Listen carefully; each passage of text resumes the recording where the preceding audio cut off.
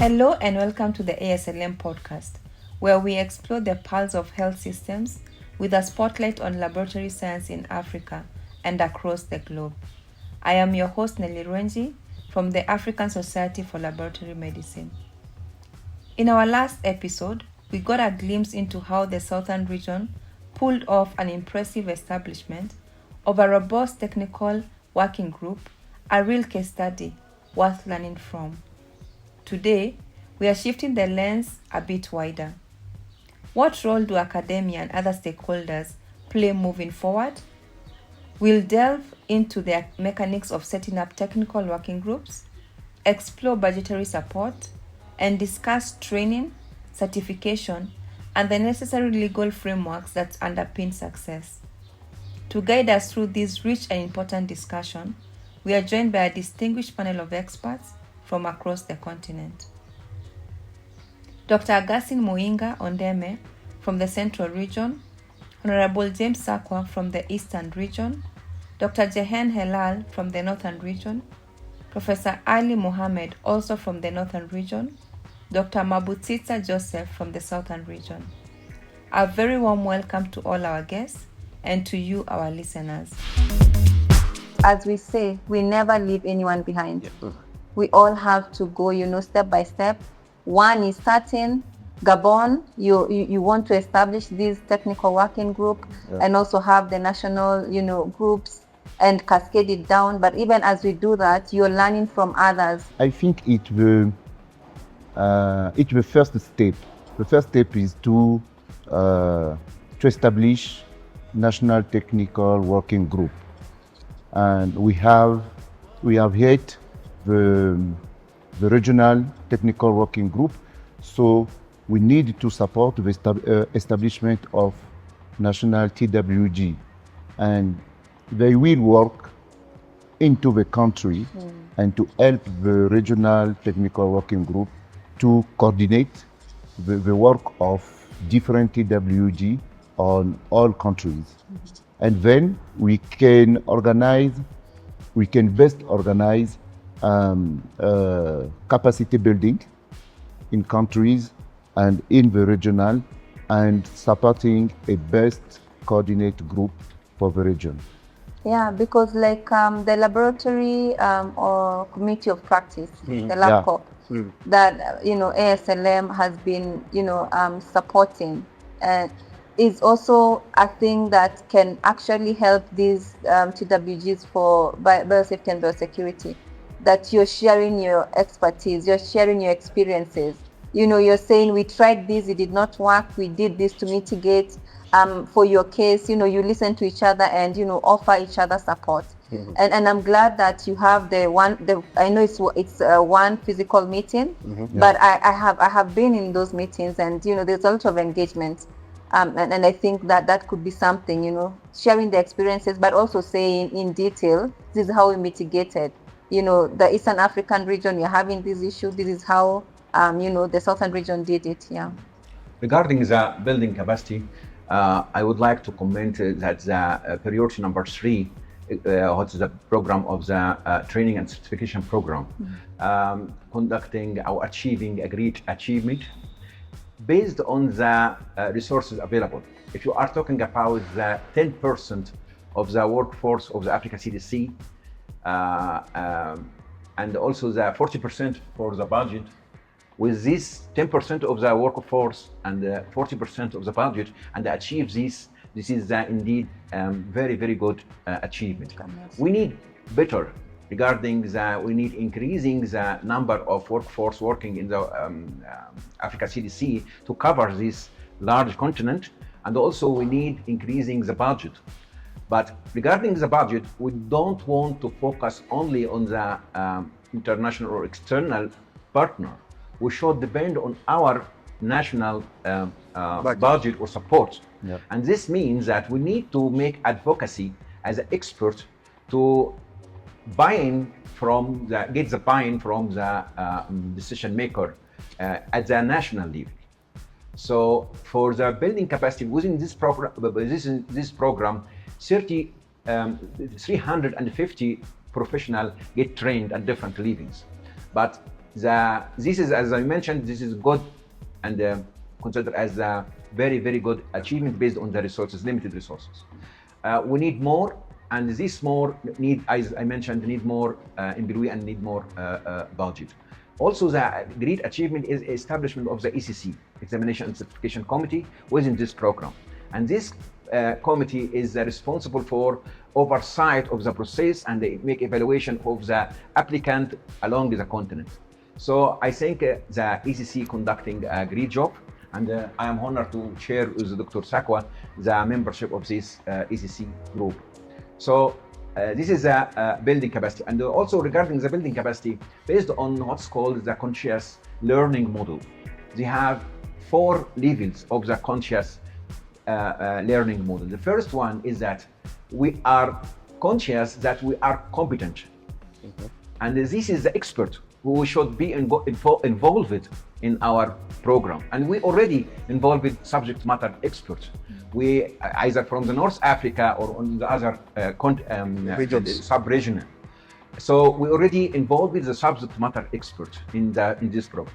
The second level is that we are conscious that we are not competent, and who in this level should be included in the training. Exactly. So because I know that I'm missing these skills, I'm missing this competency in the biosecurity ambassador. So these people need the training. Mm-hmm. The third level is the unconscious, he is competent.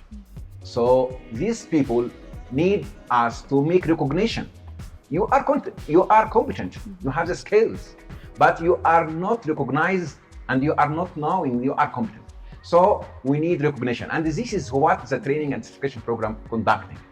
So you can apply for the level 2 or level 3 and you can get recognition because you are competent. And the last level is the level 4, which is that you are unconscious, you are incompetent. So this person needs awareness. So this is the only important point we need to improve in the next phase of the initiatives. We need to increasing the awareness of the initiatives and the activities within this different program, within the professional groups, and this is the role of the technical working group in the different regions. I would like to add the importance of establishment of the Center of Excellence in the region, because I think it's a good opportunity to better apply the initiative of Africa CDC and to involve all experts and the trainers network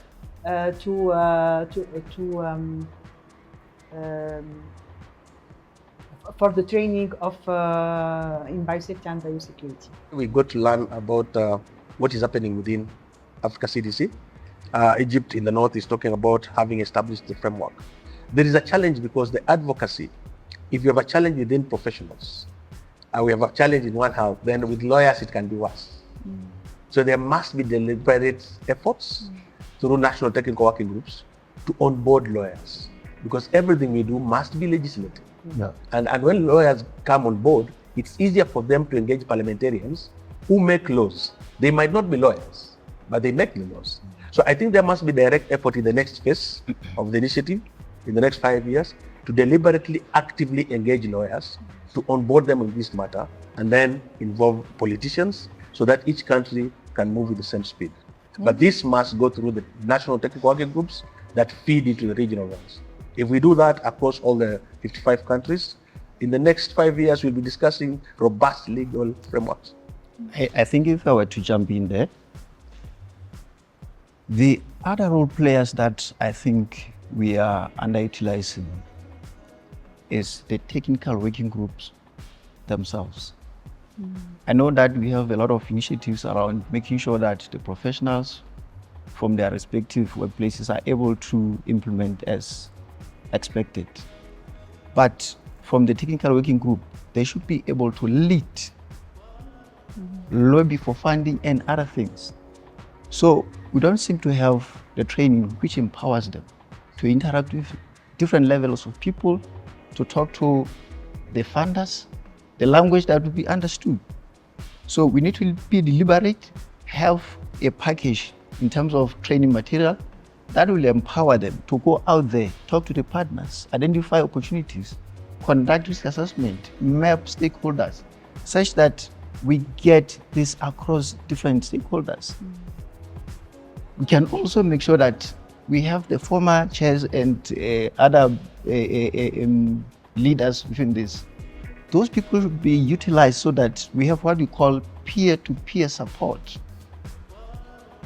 If we do that and train them, they can complement the Africa CDC workforce or expertise in that wherever they may not be able to reach, we know that we can send a couple of teams to go and help a certain country and report back to the secretariat. That way we move faster. In a few years' time, we'll have implemented a lot of activities in different countries. So we need to make sure that we cop in these important role players, empower them, and move together. Those would be your greatest ambassadors because they breathe, eat, speak biosafety and biosecurity because they have been there. Oh, yes. Yeah, so those will be your greatest ally. Yes. I like that. Excellent. Yeah, I would like to add that we need to do advocacy because politics in our country are not very well awareness of biosafety, biosecurity importance. That is a big issue. They go to the hospital, they go to laboratories to make exam, but they don't understand the importance to protect workers, to protect pathogens, and we need to support advocacy. One of the lessons we learned also is that we need all over region like South region, East region, the first one who established TWG in their country to support our countries also, and to move together, like said my colleague. And I think Africa will be a great continent with this strategic about biosafety, biosecurity. That brings us to the end of this episode. We have gained valuable insights and drawn inspiration from our expert panel representing voices from across the continent. A heartfelt thank you to each of our guests for sharing their time, expertise, and perspectives. In our next episode, we'll continue this critical conversation, diving deeper into the question of budgetary support for our laboratory and health programs. Until then, remember to download and share this podcast with your networks. Thank you for supporting our collective efforts towards a healthier Africa. From me, Nelly Rwenji, your host, stay safe and stay informed.